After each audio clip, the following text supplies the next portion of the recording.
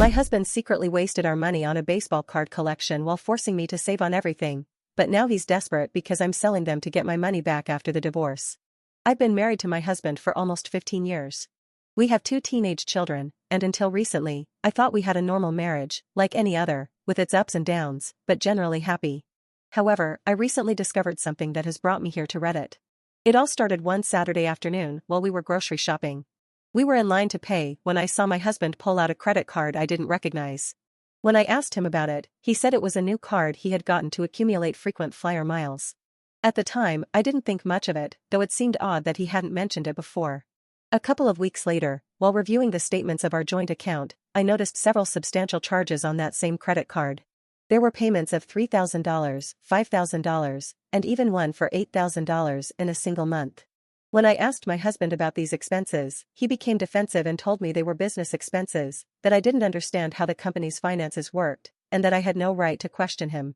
His reaction seemed exaggerated and only increased my suspicion that something was wrong. I decided to investigate further and asked him to show me the detailed statements for that card. He flatly refused, saying it was his personal card and that he didn't have to explain every cent he spent. This hurt me deeply since we had always managed our finances together and with complete transparency. Arguments about money became more frequent. My husband accused me of being controlling and distrustful. I just wanted to understand where so much of our family money was going. It reached the point where he would shout at me and make me feel guilty for questioning his financial decisions. He would tell me I was ungrateful, that thanks to his job, we had the lifestyle we enjoyed, and that I should trust him blindly. Meanwhile, he constantly complained about my spending. If I bought new clothes for the kids or paid for an extra course for them, he would lecture me on how irresponsible I was and how I was squandering the family's money. He even got upset because I subscribed to a healthy meal plan to lose weight or went to the salon to get my hair cut. According to him, these were unnecessary luxuries we couldn't afford. The situation became unbearable. I felt manipulated and controlled. Every time I tried to talk about the issue calmly, my husband would explode in anger, insult me, and make me feel like the worst wife in the world for not trusting him. I began to doubt my own sanity. One day, while we were driving to have lunch with some friends, he casually mentioned that they owed him money for some concert tickets, which I had bought with his card. At that moment, I remembered that I had just seen another $4,000 charge on that mysterious card in our joint account. 2 months earlier, he had promised me that the balance was only $2,000 and that he would pay it off completely to stop using it. So I asked him, "Weren't you supposed to cancel that card a couple of months ago?" That simple question unleashed hell. My husband started yelling at me in the car, telling me that I ruin everything, that we couldn't even enjoy a lunch without me ruining it with my questioning, and that this was why my previous relationships had failed. He continued to insult me the entire drive back home, where he dropped me off and left, furious. It was at that moment I realized something much more serious was going on. His disproportionate reaction only confirmed my suspicions that he was hiding something significant. It took weeks of persistence, arguments, and threats of divorce, but I finally managed to get access to the detailed statements of his personal credit card. What I discovered left me frozen. In the last 3 years, my husband had spent over $190,000 on collectible baseball cards. Yes, you read that correctly, $190,000 on baseball cards. Money that came out of our family account without my knowledge or consent. Money that could have been used for our children's college fund, to remodel our much-needed house, or simply to save for the future. As I reviewed the statements, I saw thousands of dollars spent on specialized sports card shops, online auctions, and even trips to collector conventions in other cities. All this while he scolded me for spending $50 on a haircut or $100 on new clothes for our growing children. I confronted my husband with this information, and his initial reaction was complete denial. Then he tried to downplay the situation, saying the cards were an investment and that their value would multiply over time. When I asked him why he had never mentioned this investment to me, he was left speechless. The days and weeks that followed were an emotional hell. I felt betrayed, manipulated, and swindled by the man I trusted the most. It wasn't just the money, though that alone was an astronomical amount, but the constant lying, the secrecy, and the psychological manipulation he had subjected me to for years. I discovered that he had even taken out personal loans in secret to finance his obsession with the cards. Our financial situation, which I believed to be stable, was actually on the brink of collapse. We had debts I was completely unaware of, and our savings had been decimated. The worst part was realizing how he had made me feel guilty for years over minimal and necessary expenses while he was squandering obscene amounts on his secret hobby. The psychological and emotional damage was almost as great as the financial one. I seriously considered divorce. In fact, I went so far as to consult with a lawyer to explore my options. It was then that my husband seemed to realize the gravity of the situation. Suddenly, the man who had yelled at and insulted me for questioning his finances was begging me to give him another chance. He promised to sell his card collection, seek professional help for his shopping addiction, and be completely transparent with our finances from now on. He even suggested that I take over managing all the family money. After much reflection and long conversations with my therapist, whom I had been seeing for some time to deal with the anxiety caused by the constant fights over money, I decided to give our marriage one last chance. Not for him, but for myself and for our children. However, I wasn't going to be naive this time. I started taking steps to protect myself financially. The first thing I did was open a bank account in my name and start transferring money monthly from our joint account. My goal was to eventually recover at least half of what he had spent without my consent, $95,000. As expected, my husband was not at all happy with this decision. He accused me of being vengeful and unwilling to forgive and move on. But I stood firm. I explained to him that this wasn't revenge, but simply correcting a wrong and protecting myself and our children. For several months, I managed to make these transfers without much trouble. The money accumulated in my personal account, giving me a sense of security I hadn't felt in years. I didn't spend a cent of that money, I simply kept it as an emergency fund. However, recently, my husband decided to retaliate. For 2 consecutive months, he made sure there wasn't enough money in the joint account when my monthly transfer was scheduled. When I confronted him about it, he said he would no longer allow me to continue making those transfers. I waited until there was money in the account again and made the transfer anyway. My husband's reaction was explosive. He called me a rat, threatened to sell the house, dissolve our family business, and even hinted that he might take the children away from me if I continued stealing from him. According to him, it's immoral for me to try to recover that money. He says I should forgive and forget, that I'm being petty and vengeful. He insists that the baseball cards are a valid investment and that someday they will be worth much more than what he spent on them, though so far, he hasn't sold a single card despite his promises. I'm at an emotional and moral crossroads. On one hand, I feel I have every right to protect myself financially after what happened. That money was as much mine as it was his, and he spent it without my consent on something that clearly doesn't benefit our family. We've been going to couples therapy, but after only 4 sessions, 2 joint and 2 individual, the therapist refused to continue seeing us. In my last individual session, she told me that my husband was abusive and that he had a lot of trauma he needed to work through before couples therapy could be effective. The therapist recommended that I work on my fight, flight, freeze, and fawn responses, as they are typical trauma responses. She also urged me to continue setting clear boundaries. What impacted me the most was when she asked me why I was still in the marriage and if I felt that I couldn't leave. When I asked what I should do if my husband refused to seek individual therapy, her response was that I might need to consider leaving the marriage. I'm confused and scared. Part of me wants to believe that we can overcome this, that my husband will really change, and that we can rebuild trust. But another part of me fears that this is just the tip of the iceberg, that there are more secrets and lies I haven't yet discovered. Am I doing the right thing by trying to recover that money little by little? Or should I just let it go for the sake of family peace? Is it possible to rebuild trust after a financial betrayal of this magnitude? I feel trapped between my desire to save my marriage and my need to protect myself and my children. Any advice or perspective would be greatly appreciated. Thank you for reading my story. Update 1. I'm back after a few intense and strange weeks, as I've been thinking about what everyone has said and what I should do. But I can finally say that I'm going to get a divorce. I've already found a lawyer, and today I had my first meeting with them. The meeting was intense and emotionally draining. I like this lawyer because they explained my rights and options and assured me that I have a strong case, given the financial abuse I've suffered. We're going to demand half of all our assets, including the infamous baseball card collection. The lawyer was shocked when I told them about the $190,000 spent on cards and explained that they are legally considered marital property. We're going to request a professional appraisal of the collection to determine its real value. We're also going to request substantial alimony. The lawyer explained that since I've been a stay-at-home mom for most of our marriage, sacrificing my career to take care of the family, I have a strong argument for receiving financial support. The lawyer assured me that the children's well-being is a priority in divorce cases, and will fight to ensure that their educational and developmental needs are covered. They also explained that financial abuse is a form of domestic violence, something I had never considered before. The next steps include gathering as much financial documentation as possible and starting to keep a detailed journal of all household and children's expenses. The lawyer warned me that the process won't be easy, but assured me that we have a strong case. I left the office feeling exhausted, as it was a lot of information to process, but also somewhat relieved.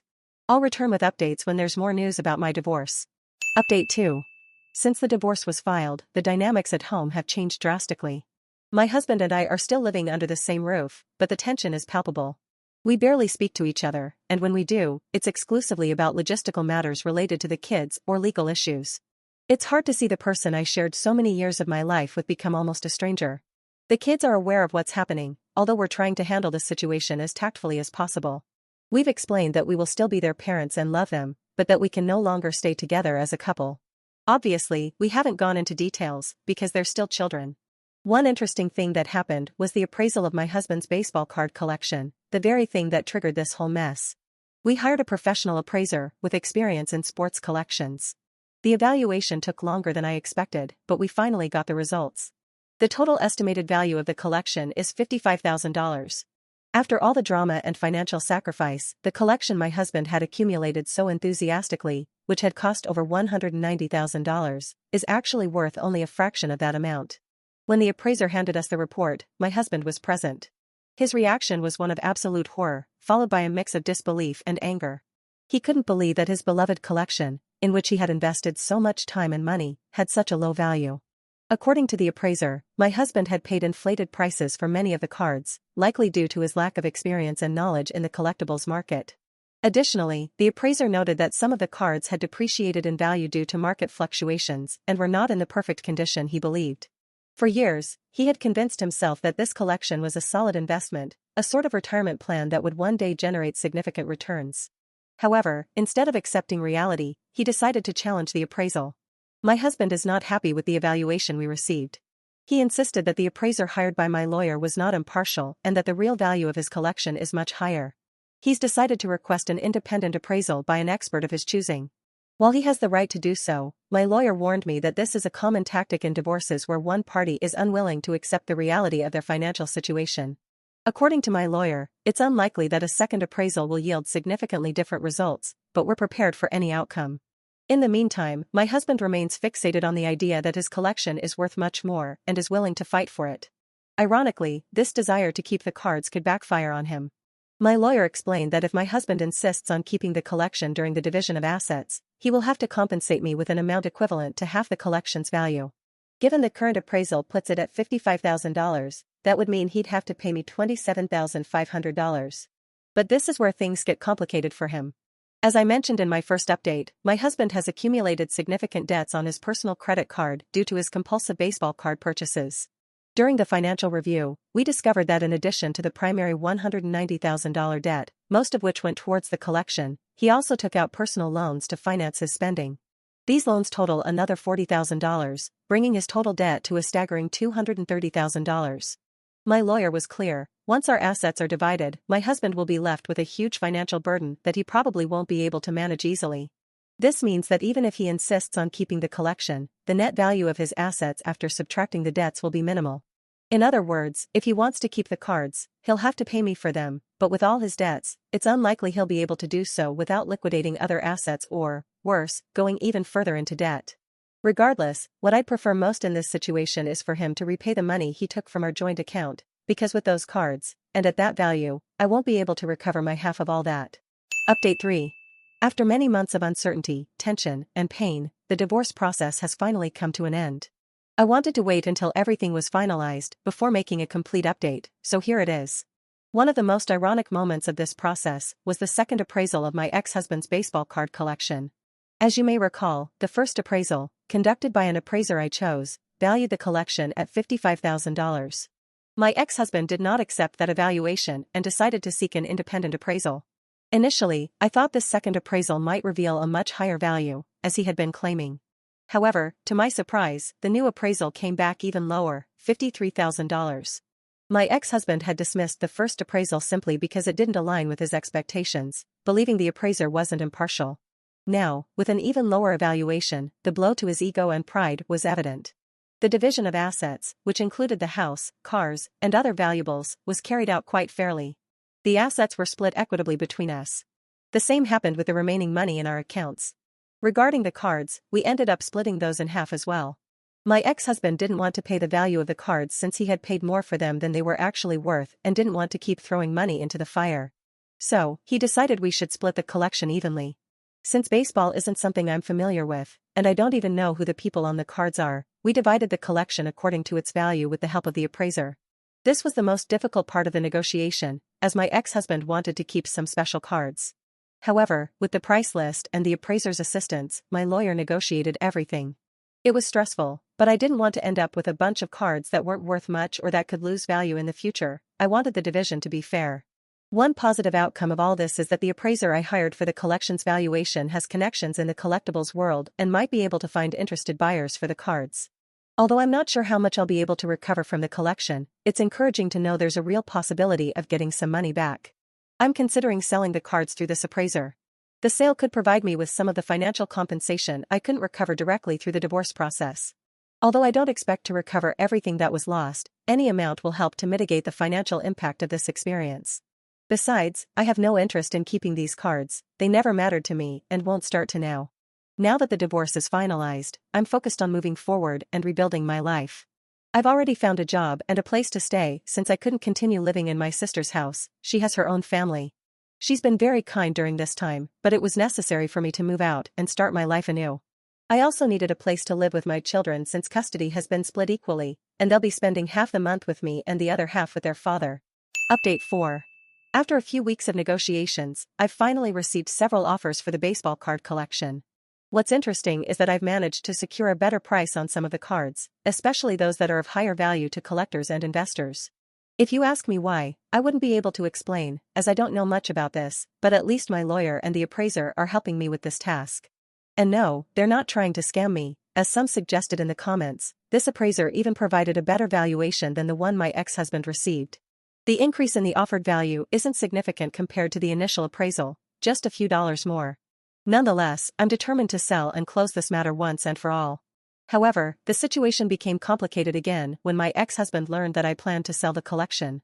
He reached out to me with a direct purchase offer for the cards, at a price significantly lower compared to the offers I've received from interested collectors.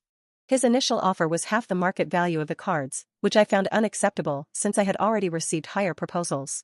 My ex-husband has tried to convince me to accept his offer, calling or messaging me at all hours to get me to agree, arguing that it would be more convenient for both of us to avoid additional complications and close the matter quickly.